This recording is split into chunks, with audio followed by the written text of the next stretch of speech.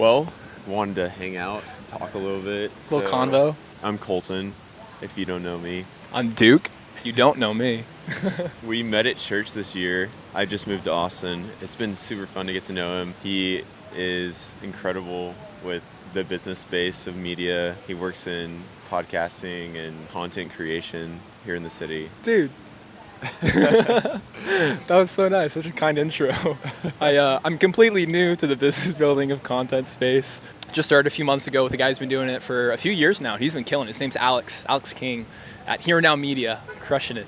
Met Colton. Was it the ice cream place? Was that our first interaction? It might have been. It might have been? Yeah. Shout out to Annie's or something. Jenny's? Was it Jenny's? I think it was Jenny's ice cream. Shout out to $7 pints of ice cream. Yeah, dude. Oh my gosh. Yeah, 100%. And found out you were in content space, and I was like, yeah, I want to get to know this guy. And then sat down and had a convo, and it was like, okay. And he's full of wisdom. I enjoyed these conversations. I'm full of theory. Alex and I call it theoretical, Duke. We call it hypotheses. But it's fun. Putting into practice. Yeah. Which is really cool.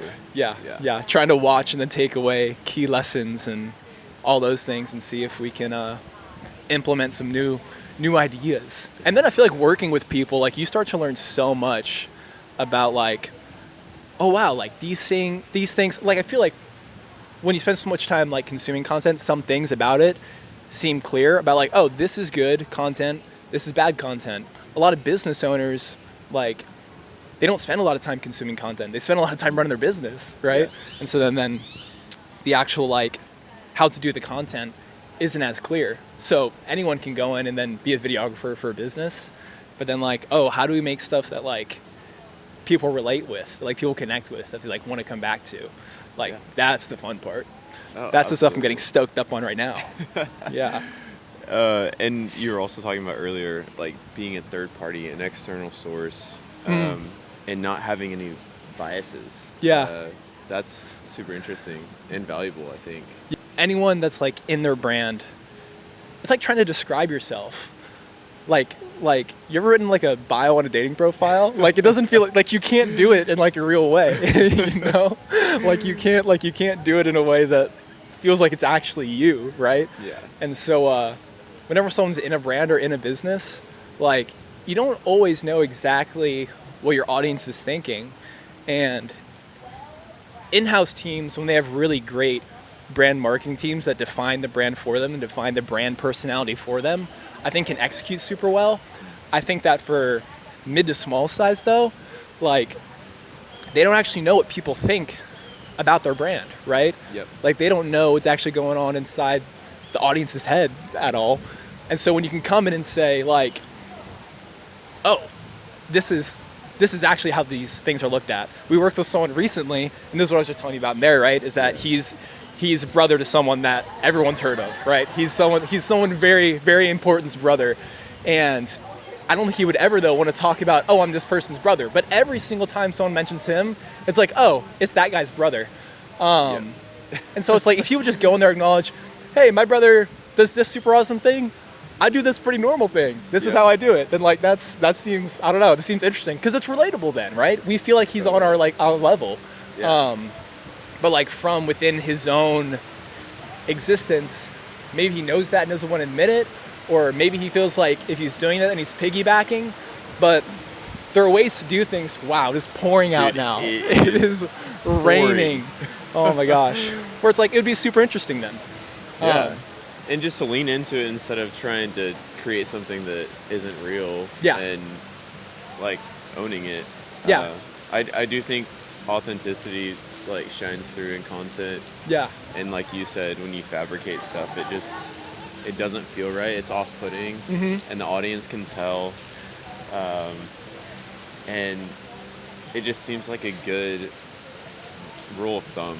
Like when you're creating any sort of content to try to stay true, instead of like making things up, which is interesting because I also feel like when I create visually aesthetic content, sometimes I feel like I don't want to say shifting what is reality, but I'm taking a creative perspective on it. Yeah. So that isn't, I'm not going to capture things in nature exactly as they seem to the naked eye. Yeah. Because I see a leaf shining on like with some light, and I'm like, wait, I want to get that from like this angle with this aperture. Like, it's not reality, but it's true to the experience that I was in when I saw it. Totally. That's really interesting, because it's funny how that same principle applies to like owners, and then it applies to nature too. Yeah. Right? We're like, it's still true. Like, we find authenticity beautiful. My favorite example on the brand side is Avis,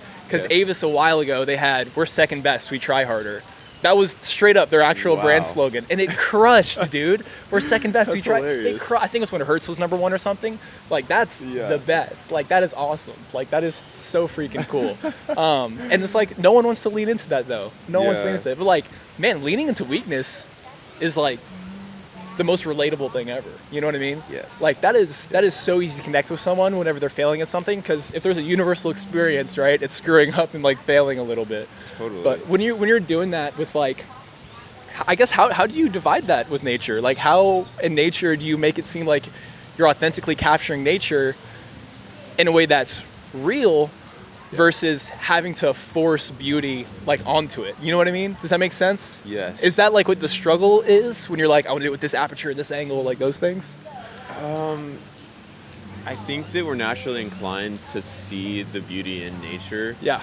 So when I film it in a specific way that is creative, I feel like it's just extracting that. And that's why people can relate to it, because they might not have ever held a camera and wanted to take a video of a fish being caught on a line, but they understand like, oh my gosh, like that is real, and that is like so raw. Yeah. Because it actually happened, and the way I capture it is just, again, a creative spin on something that's so real. Yeah. So yeah, I think overemphasizing how beautiful something is in nature is like hard to make it feel fake. Yeah, I was gonna say, like, that sounds almost impossible. Like, you can't overemphasize like a natural beauty. Yeah. You can't fake it. You can't. It's either there or it's not there. Exactly. That makes sense. I guess that's a difference between like doing it for a business owner is like very easy to fake. Definitely. like very, very, very easy to fake. Like, it's not there sometimes, and you're trying to put something that is, because we all see like the person we want to emulate, and so we go try to be a copy of that person, or we see content that we think is valuable, so we go try to do that content instead of like looking in. I think it was Rick Rubin. He talks before about like all the most beautiful movies, the Christopher Nolan movies, the Wes Anderson movies, the Quentin Tarantino movies.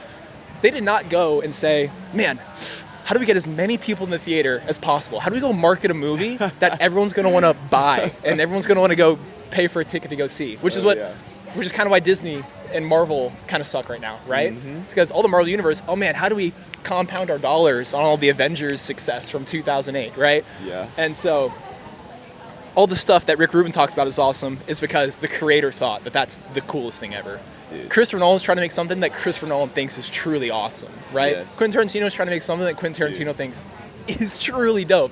Not because he cares what anyone else thinks. No. Because he's like, this is awesome. And it's really, business owners are so in the business of, I need to produce, I need to make money, what's my return on this? That it's like, I need to make something that's truly awesome. And so that's probably one of the things that you get to bring out in nature a whole lot, is like, you just get to look at it and be like, is this awesome? Absolutely. And dude, yeah, I've even seen videos of Quentin Tarantino talking about, like, when he was writing his movies, he would just imagine himself in the audience. He's like, what would I want to see in this scene? Like, what would I want to happen? Yeah. And that's how he wrote. It wasn't on anyone else's agenda.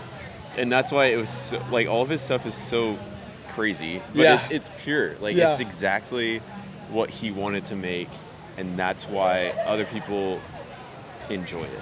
Totally. And I don't know. I want to try to do that more. And I think a beautiful thing is when you're able to blend that element of, hey, this is exactly how I want to capture this and tell this story, but you're able to achieve something with a brand or tell an impactful story that's going to inspire actual action in people. And so when you can blend those things and it becomes actionable. No, totally. Like inspired, right? Yeah. Like you want to move other people in some way. Yeah, totally. Do you feel like most of the stuff, when you create something, do you want someone to just be able to say, wow, like the world is beautiful? Or is it, what's your why behind the nature? Yeah, that's a good question. I think it changes based on different things, but it definitely originated and almost always comes back to, I'm in awe of nature. Mm-hmm. I'm in awe of the Lord's creation. Yeah. And that's where I see him. That's where I connect with him the most. Yep. If I can remotely transcribe that onto other people and show them how I view it, that's what I try to do. Yeah. So that's definitely... Because I feel like nature is one of the easiest things to take for granted. Definitely. Right? Whether it's literally these trees or the fact that it's raining, dude, or the fact that it's so cold out right now and I'm shivering, freezing. But it's beautiful. It's beautiful that it's freezing cold, right? It's not only miserable. It's no, but because nature is the easiest thing I think to take for granted so often. And I feel like I've gotten the luck just growing up of like, I grew up in the Northeast for a bit, which means that we had white Christmases and we had orange falls and we had very cool breezes in the summer. We had fireflies at nighttime, right? All that absolutely awesome. I've had this Texas heat with the big wide plains and the rolling hills, driving out to California for college where we got the beach and all those different things. The only thing I haven't had before is like mountains. We have some kind of New Jersey mountains. We got is the Appalachians. I should know that over there. Yeah. We got something over there mountain-wise, but it's nothing like Colorado. But I feel like I've gotten to be in so much nature that I feel like I take a ton of nature completely for granted. So then when someone, I love what's the word for it? Super close up. Like some macro stuff. Yeah, that's what I'm thinking of. That sort of stuff of like a leaf and it's glistening beautifully with the rain coming down. Wow, look at that. Those kind of things make me slow down a little bit. Yeah. Appreciate it. Absolutely. Sit in that moment. Because you can't, I feel like presence is huge with nature, right? Because you're just observing for a second. It's just, that thing is right there. Look at it. Yeah. It's beautiful. Take it in. Yeah. Is nature something that you grew up in a lot of? Yeah. I was always either outside in the summer, on the boat, in the lake, or hunting in the fall. And just...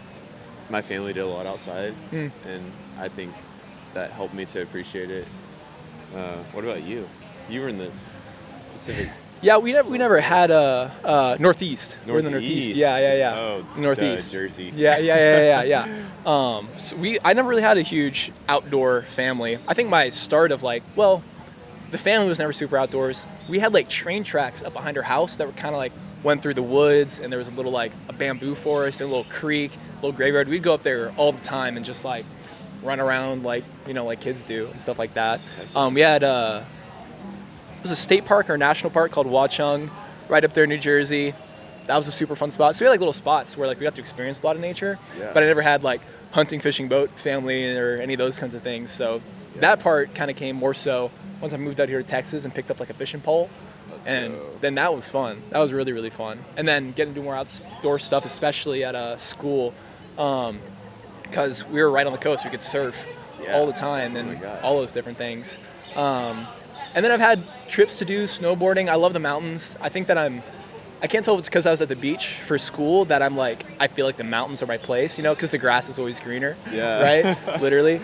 And, but yeah, no, not a ton growing up, family, hunting, any of those kinds of things, but always gotten to kind of be in it and experience it. I think just because I've lived in beautiful places, I think I've just been really blessed to have that part be true, Easy access. Oh, yeah. Not in the middle of a desert anywhere or anything like that, which is super nice. Yeah. But when did the videography come into it for you though? When did you pick up the camera to capture it all? Dude. Because it's not obvious for like someone to be into the hunting, fishing, boating, and then videography, content camera. Like that's not a natural progression all the time. Yeah. It really started because I was always doing that stuff with my family. Yeah. And I thought it would be cool to start taking pictures. And the GoPro made an appearance. And it was all downhill from there. Or uphill, however you look at it. Many of videos taken behind the boat on a wakeboard for no reason. Like, terrible. No, it just evolved. I just like kept wanting to capture moments better, and I think that's what kept driving me to get the new gear and then learn how to edit better. And it like slowly evolved into doing weddings and actually making stories about the outdoors, and now I get to tell those, and it's a dream come true. How do you weave stories and outdoors together? Oh, dude, I feel like they're so prevalent. It's kind of like, how do you... I see so many opportunities for stories to be told that I need to like focus in on one and just like sit down, learn about somebody. I think it always comes back to people. Like, yes, there's stories about nature that are cool, National Geographic, all those things. But what inspires me is like hearing how people interact with nature, or how they've been changed by a lifestyle that involves hunting, fishing, biking, all like anything that includes like spending time in the outdoors.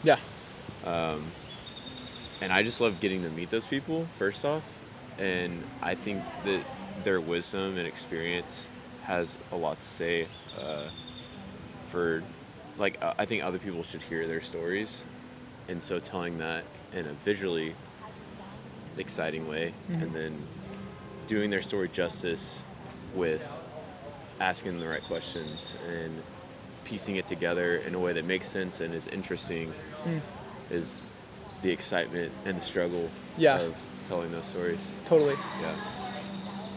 I think I kind of know the answer to this, but... yeah. Would you like to say hello? What is your name? I shouldn't have walked over here.